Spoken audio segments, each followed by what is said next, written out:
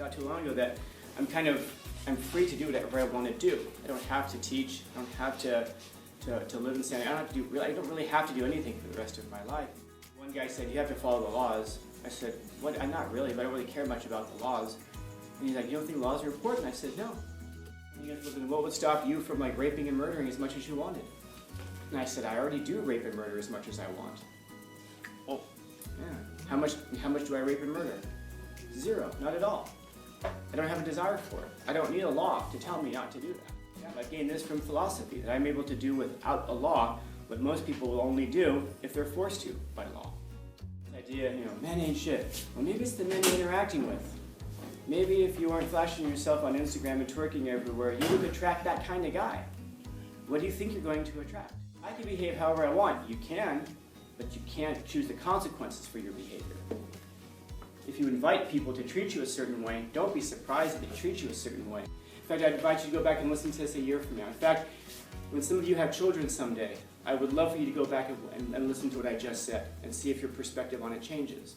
It's the Gordian knot, because the more you unravel it, the tighter it gets. Some people are just Gordian knots, and some people will never ever get that in the middle thing untied, because, well, you need armor. I don't know, the people who share locations, people who share social media accounts, people who share passwords, I think you should. Any psychologist worth their weight anyway will tell you that you need to take a couple of steps back from there. The problem is not, it says, oh, well, we need to be transparent. And the question is, why are you in a relationship with a person with whom you feel like you need to be that transparent? What's going on with you such that you think that you have to have all of these things? It's just so I know I can trust them. That doesn't tell you that you can trust them. That's actually the exact opposite of knowing that you can trust them. That would be like if I stand right above you and tell you, work, and I stand right above you while you work, and I go, oh, I need to make sure that I can trust you to work. What happens the second I walk away? I don't know. I don't know. That's the thing. If I walk away, are you the person who continues to work? Or are you the person who, as soon as someone walks away, you go, oh, and you stop working? Are you the person that when your locations services are on, you're where you're supposed to be? Or you said that just means where you said you're going to be. Or are you the person who then goes off and does something else? And I don't know if I can trust you if I'm monitoring you. I know if I can trust you if I step back and then let you operate as you are. It's like, you've heard of this thing, senioritis, before? Where it's like, oh, seniors are just over it. No, it's not really a thing, man. What it is that you have teachers and administrators who now take a more hands-off approach. So now you're going to find out exactly who you are when you don't have your teachers and administrators standing above you every minute of the day, making sure that you're doing what you're supposed to do. I promise you that the personality that you see forming right now in your life is the personality that's going to drive you forward in life. It's a convenient excuse. Oh, I'm just tired of this. I'm just so over this. Okay, do you think it's going to get better when you leave here? Do you think it's going to get better when you have a job instead of a school to go to? Do you think it's going to be better when you have, if you go to college, that you're going to have professors doing the same thing? Do you think it's all going to get better? Do you think that somehow magically, when you're handed that diploma, that you're going to say, now I'm a new person, and now I'm going to be the person who I always said I would be? No, we don't really change. We only become more like ourselves. And the more freedom that we're given, that's just freedom to become more like ourselves. Remember, these constraints that we put in place is to stop us from being the people who we are. Why is it that we have rules against tagging? Because people will tag. That's why. If people didn't do it, there would be no need for a rule. But we have a rule designed specifically to constrain people from that. What do you suppose came first, murder or the laws against murder? Murder, of course. Yeah, that's the only reason that we have these laws, because it's designed to constrain people from doing what they would do if they were left to their own devices, if they had all their own freedom. So that's why it's one of those really interesting questions to ask myself. If I could do anything I wanted to do, what would I do? If there was no law, if there was no consequences, It's like, another thing you recently did. So for example, I was telling somebody not too long ago that I'm free to do whatever I want to do. I don't have to teach, I don't have to live in sanity. I don't really have to do anything for the rest of my life. And then one guy said, you have to follow the laws. I said, what? I'm not really, but I don't really care much about the laws. And he's like, you don't think laws are important? I said, no. And he goes, well, then what would stop you from like raping and murdering as much as you wanted? And I said, I already do rape and murder as much as I want. Oh, yeah.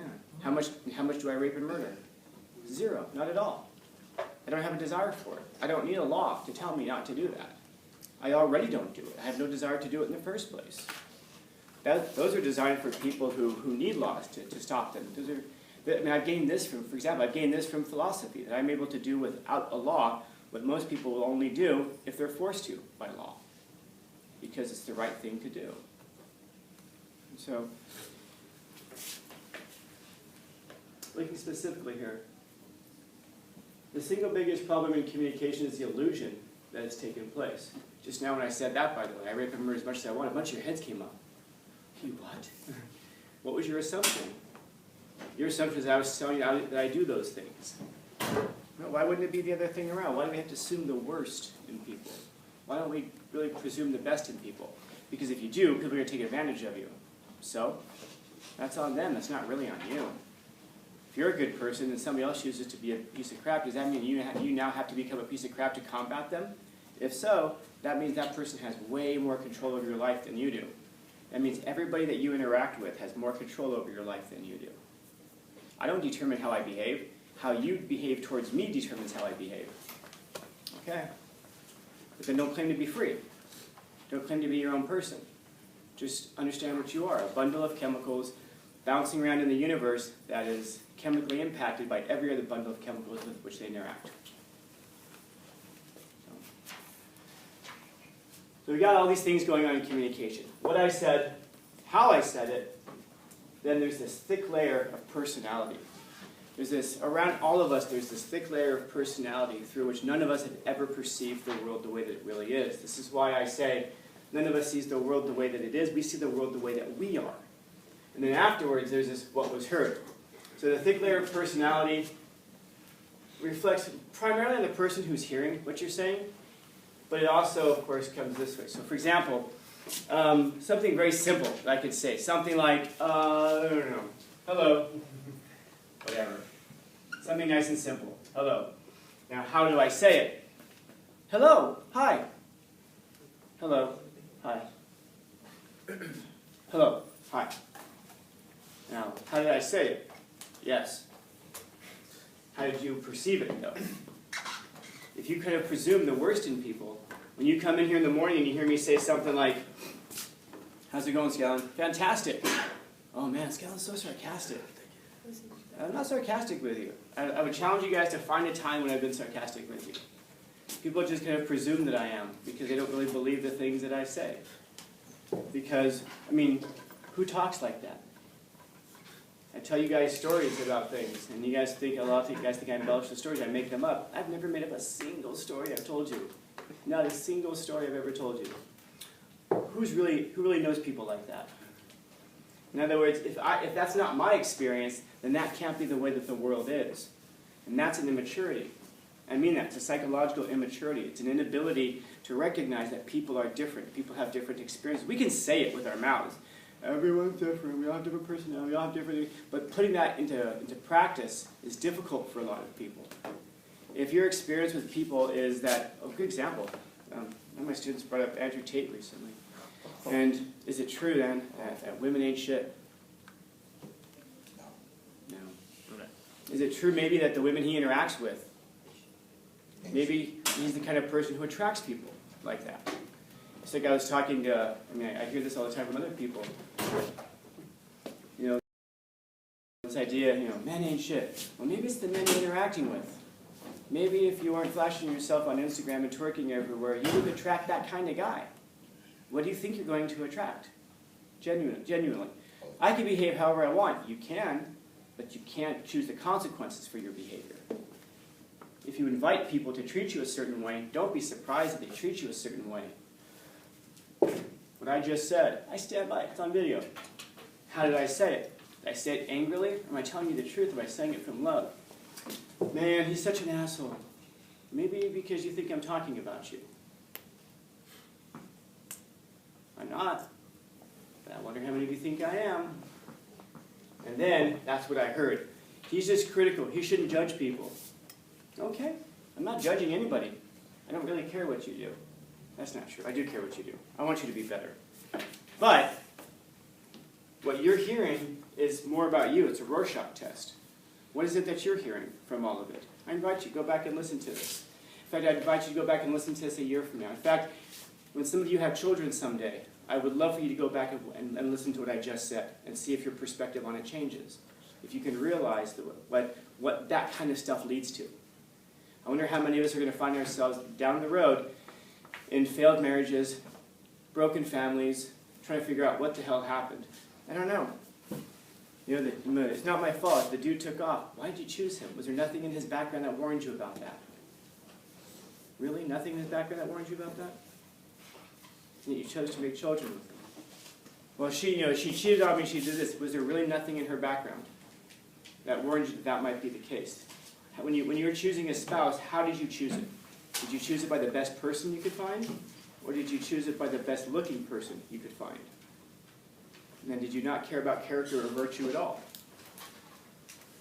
No. Does that mean that good looking people can't have character and virtue? Of course not. Of course not. But the question is, what is it that drove you towards somebody?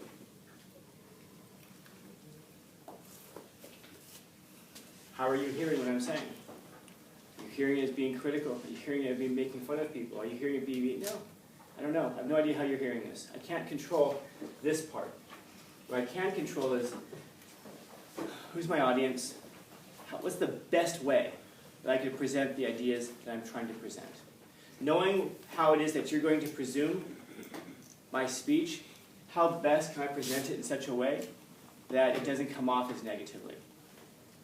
And that's the problem is when you have an audience, in this case, 35 people, 34 people, it's very difficult to tailor it for each individual person. Sorry, it's impossible to tailor it for each individual person.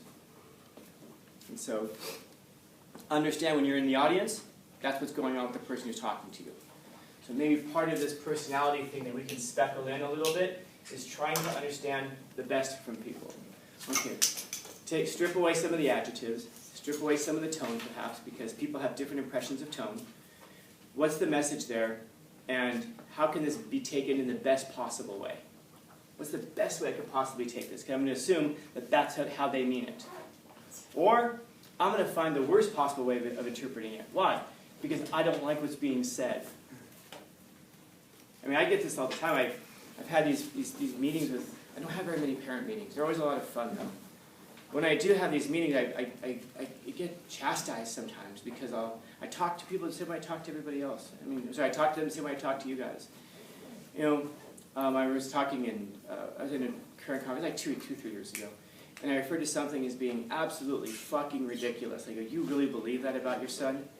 And I was just, because it was so stupid, like really, you fucking believe that about, and the parent, what were they angry about?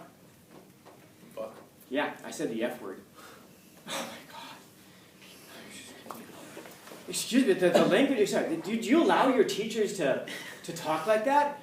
And I said, you're right, I didn't check with my masters before I spoke, huh? Is that how you live? You have to check with your masters before you speak? So maybe your children should check with you before they speak. Can I see your playlist? I want to see what's on there. I want to see how the people on your playlist talk. And of course, his parent gets furious, and then everything always kind of goes away after that, because tenure is a wonderful thing. But here's the thing. What I said, is it true? Yeah. You got all offended by that one word. Can I see your playlist? I want to see what you're listening to. I want to see what's on there that you're so offended by what I say. Well, the context matters. No. The message matters. Yes, the message matters. But we can only take so much of this into account. If there's a person who just wants to hear the worst thing, and by the way, that's when you know you have failed in the discussion. When you grab onto like one word that they used, or how they said it, and you make a huge deal out of that. Well, I'm not going to talk to a person who uses the F word. This is what this parent ended up saying before leaving. Okay, I guess you're not going home then, huh? I guess you're not talking to a spouse tonight. I guess you're not talking to your kids tonight if you refuse to talk to people who use those words. There's a really great way, by the way, of getting me to not use the F word in that context. don't say something that's entirely, completely fucking ridiculous. Say something mildly ridiculous. And there's no effort involved. Everything's fine. But again, how do you hear that? Some people hear that and they're totally against cussing. I completely get that. I know. I do have some students who I absolutely know were raised in such a way that to hear any kind of a curse word is just horrible. I get that. And I apologize for it. And I said, I'm like coffee. I'm not for everybody. And then some of your, I'll say the F word and they'll go right past us. We'll completely not even realize that I even said it. I get that, because we're so used to it. That's that thick layer of personality. And this is the kind of thing that we have to take into account. When you're communicating something to somebody, of course, it's what you say, because you're trying to develop it. You're trying to say something. I'll tell you that story afterwards. I have a great story about this. Yeah, I'll need to talk to the council, because I've been asked for advice. And I told them, it's a former student, I said, I'll talk to the council and get the advice. So you will all get to vote on the future of two of my former students, whether they get together or not. It'll be great, because we can play with their lives and not have to live with the consequences ourselves. It'll be good. So there's me, what I said, of course, how I said it. Now, there's also, by the way, you're going to notice there's a big disjunction from here, because we don't always have the words to say, the things that we want to say.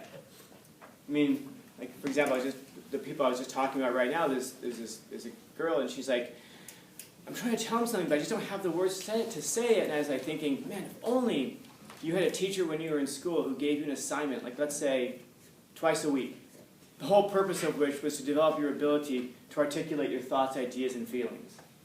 If only you had that teacher when you were in school. And she's like, yeah. If only. This is why we study what we study. This is why we do language arts. It's not just so we can read.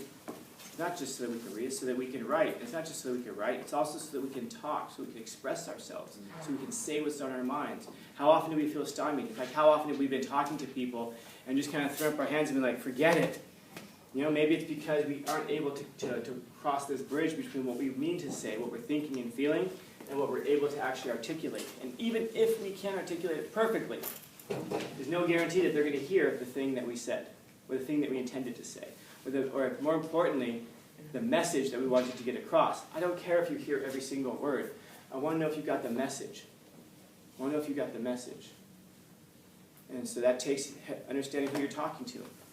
There are some people who talk really aggressively, really aggressively. How should you talk to that person? Aggressively. There are people who speak very softly, almost timidly, but reservedly. How do you talk to that person?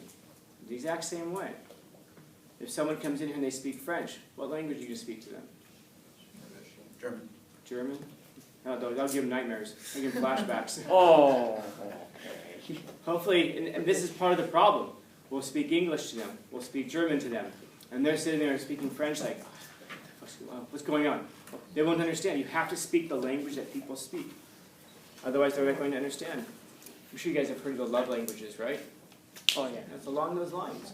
It's along those lines. What we typically do is we think of, what would I want a person to do for me? And then we do those things. You know? It can be appreciated because you're taking them into account, absolutely. But you're not speaking their language. You need to speak a person's language. Not just with significant others, it's with audiences. That's with individuals. That's with people at work. That's with people at your gym. That's with people at school. That's with people wherever you go. The problem is we have to learn so many languages. And then we get frustrated by it.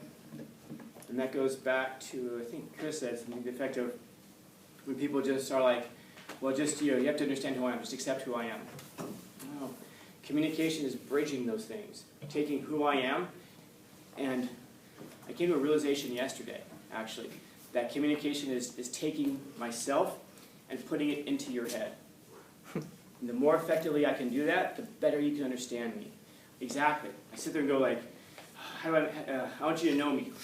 Jump into your head. Now, the best, I need to know who you are. I need to know some things about you to do that in the most effective way possible. To do that in the most effective way possible.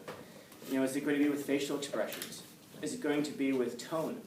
Is it going to be with simple or complex words? Is it going to be with body language? How am I going to communicate this thing to you? I have to figure out a way to do that if I want to be known. And There's almost nothing better in life than to be known. Think about this: if you're in love with somebody, and they don't know, or better yet, someone's in love with you, and they don't know the real you. They don't love you. They love an avatar. And we'll sit there sometimes and we'll scratch our chins and be like, they say they love me, but they don't know the real me. Oh my God. Whose fault is that? It's your fault. Yeah, Yeah. it's your fault. But they just love an image of me. Okay, who put forth the image? Why haven't you presented yourself as you truly are? We understand why. It's a person who wants to hide. It's a person who wants to not be known. Because sometimes being known is really, really hard. We have to have this conversation again. How many times do you have to have that conversation? Fill in the blank of the kind of conversation. Depends. Oh my God. How well do you want to be known by this person? How much do you want to know this person? Because if the answer is a lot, how many times do you have to have that conversation? A lot. Hopefully it can be effective once. But it's not always going to be effective once. You know? It's like, how many chances does a person deserve? 3? 3 and you're out. As many as they need. As many as they need. If you want them to be better. What do you want? Do you want to punish a person? Or do you want to make them better? If you want them to be better, as many chances as they need. Some of you in here should be very happy. You get as many chances as you need. Some of you know this about me. I'll throw you out of the class on Monday. And then you come back in Tuesday. What's up, Scallon? Hey, how's it going? Every day's new. Why? Because how many chances do you get? As many as you need. I hope that you would give me just as many chances. The best way to do that is to model it. How many conversations do you have to have with that person? Depends. What do you want out of it? You want to make the relationship better? Yeah. And how many conversations do you have to have about it? As many as you need. As many as you need to accomplish that. Questions, comments, concerns, complaints, criticisms, critiques?